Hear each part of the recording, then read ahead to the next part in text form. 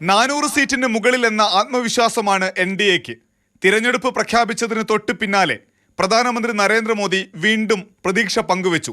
എന്നാൽ 2019 സമാനമായ വിഷയങ്ങൾ BJPക്ക് മുന്നിലില്ല.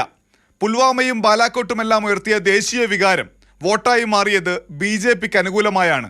പ്രതിപക്ഷം ചിതറിത്തെറിച്ച് കിടന്നതും ഗുണമായി. ഇത്തവണ രാമക്ഷേത്രവും CAAയുമാണ് BJPയുടെ തുറുപ്പിച്ചീട്ട്. ഏക സിവിൽ കോഡ് നടപ്പിലാക്കുമെന്ന പ്രഖ്യാപനവും BJP നടത്തും. ഇന്ത്യ സഖ്യമെന്ന രാഷ്ട്രീയ കൂട്ടായ്മ എല്ലാ കുറവുകൾക്കും അപ്പുറത്ത് കോൺഗ്രസിന് പിടിവള്ളിയാകുന്നു.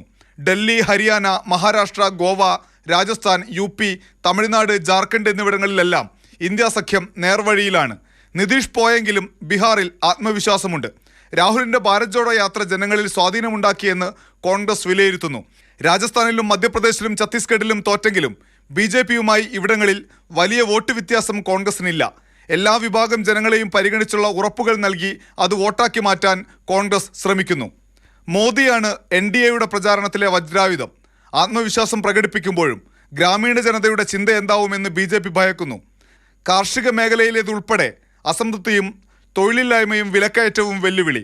പ്രാദേശിക പാർട്ടികളുമായി ഈ അവസാന നിമിഷവും നടത്തുന്ന സഖ്യ ചർച്ചകൾ BJPയുടെ ആത്മവിശ്വാസത്തെ ചോദ്യം ചെയ്യുന്നുണ്ട്. എല്ലാ കുഴപ്പങ്ങളെയും പ്രചാരണത്തിലൂടെ മറികടക്കാമെന്ന് കരുതുന്നു BJP.